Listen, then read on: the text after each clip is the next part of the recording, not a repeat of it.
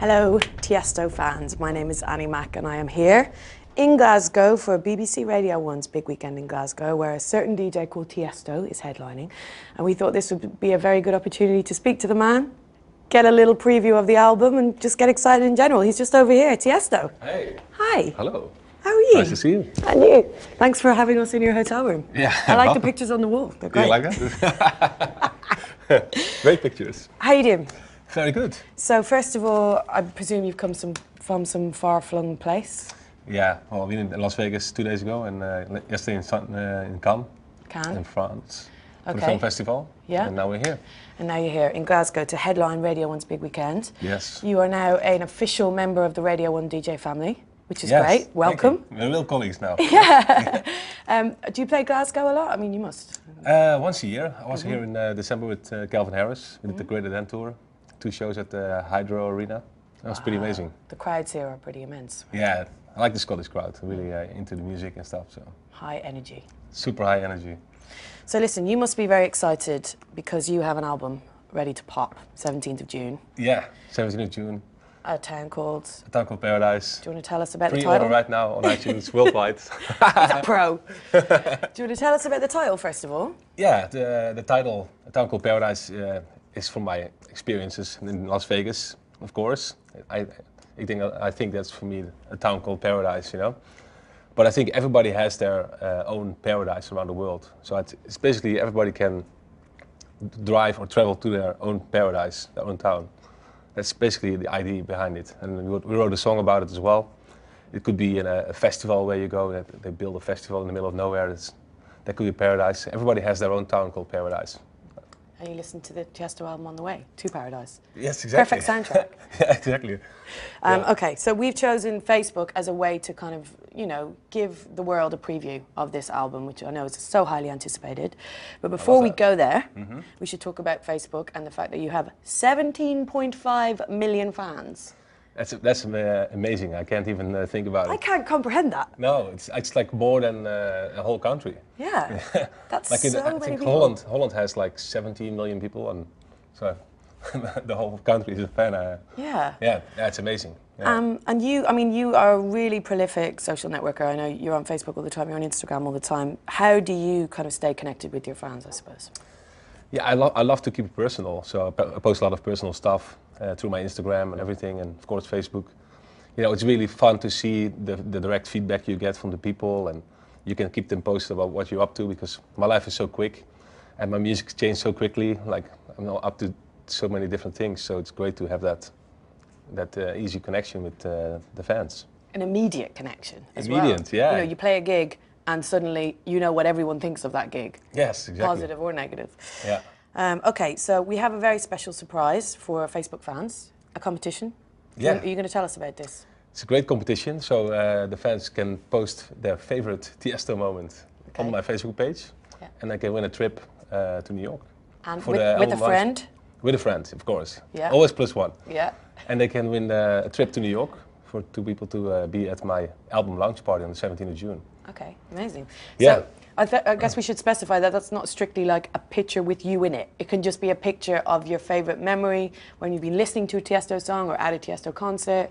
So an association with you. Some people proposed to each other when I was DJing, or did other stuff. You know, anything. Maybe you got a Tiësto logo tattooed on your bum. Yes. You know? Yeah. Okay, now here is for the Facebook quiz. I'm going to test you on your Facebook Tiësto fan knowledge. Okay.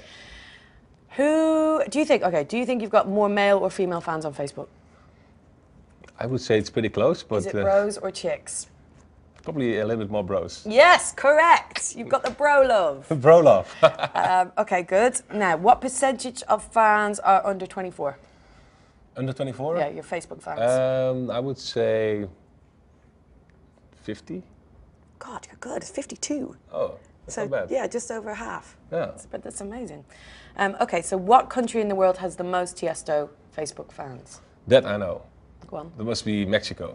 Okay, can we talk about this, please? Yeah. Because it's quite, I mean, no offense, but I was not expecting Mexico for some reason. No? Well, if you've been there a couple of times, I've been many times to Mexico, you know you have the most Facebook friends there because they're so into dance music. Yeah.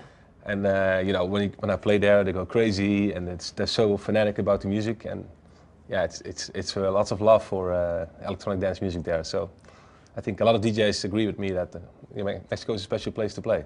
I've got to go and play there. Yeah. Play there. I did not know that. That's amazing. How long have you been playing Mexico then? I mean, For years, but especially the last 7, 8 years was really crazy. Did a couple of tours there and big shows, stadiums, and yeah, it's been a lot of fun. Okay, good. Right, how many countries in the world have Tiësto Facebook fans? How many countries? Well, I know there's like approximately 202 countries in the world. I still know that from the Olympics. I love that. Yeah, but I think 50 countries, 60? 60? 45. 45. 45. That's a lot of countries. I mean, I guess Yeah. African countries. Maybe we need to work on Africa a bit. Yes. Management. Can we sort out an African tour, please? Good. Yes, we sort it out. Is there a country that you really want to play in that you haven't yet? Yes, there's a couple. Hawaii is on my list. I've never been to Hawaii and I never played there either, so Wow. yeah, that's definitely a place where I want to go. Okay, great. Now, I like this question. We've kind of put together all of your fans' favourite hashtags. Oh. We have 5. I love hashtags. Yeah. I want you to tell me what you think the most popular hashtags are from Tiësto fans. From Tiësto fans. So what words do your fans associate with you?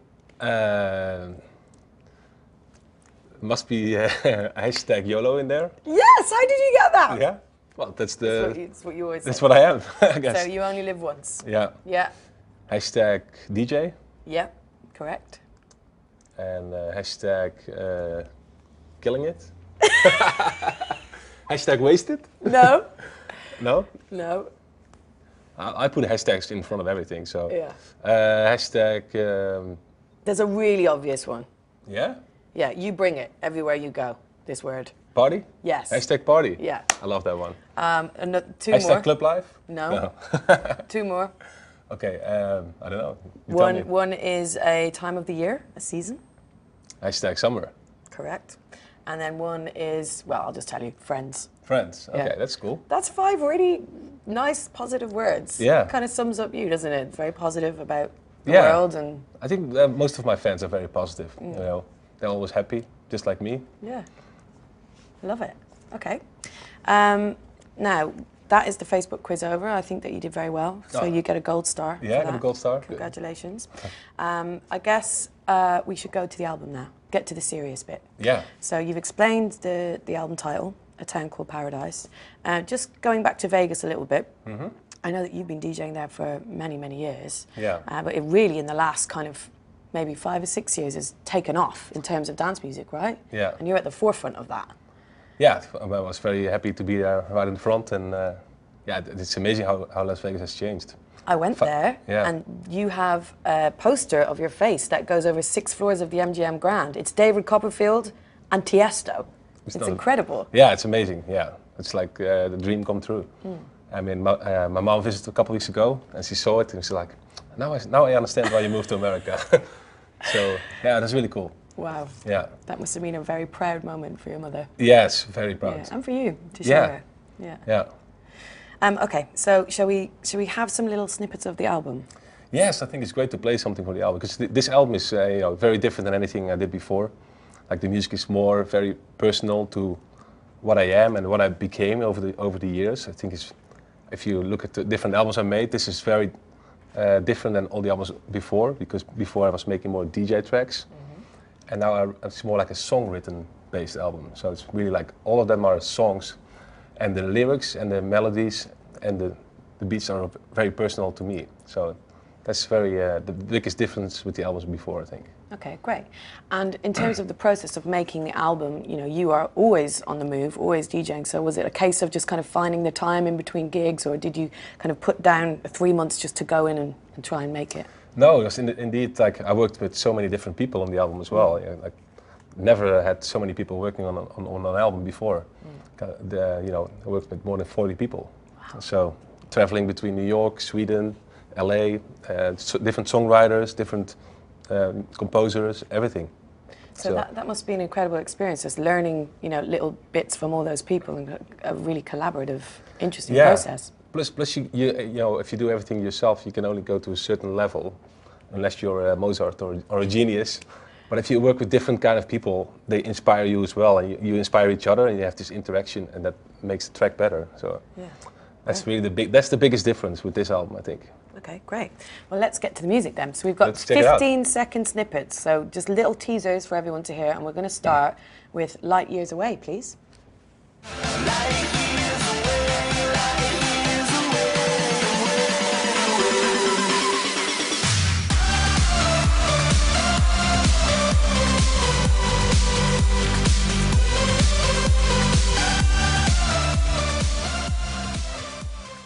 Signature Tiësto dance there as well, everyone can see. Talk to me about that one. Who's the vocalist? Light Years Away. Well, it's a very epic track. So yeah, the vocal, it is more like a 90s inspired track, and it sounds just really big and very different. I think the vocalist, the way he sang everything, and the lyrics is very special. I mean, you were saying that all the tracks on the album are song-based, but that's going to work in a club. Let's be honest. Yeah, this one, but it's also when you only hear the 15 seconds, it's very hard to hear the whole thing. You don't hear the structure within it, and yeah. That's like the drop, But he sings the whole song pretty much before it. Okay, great. It's a quick shank. Next, the album title and this song title. So let's hear a little bit of A Town Called Paradise.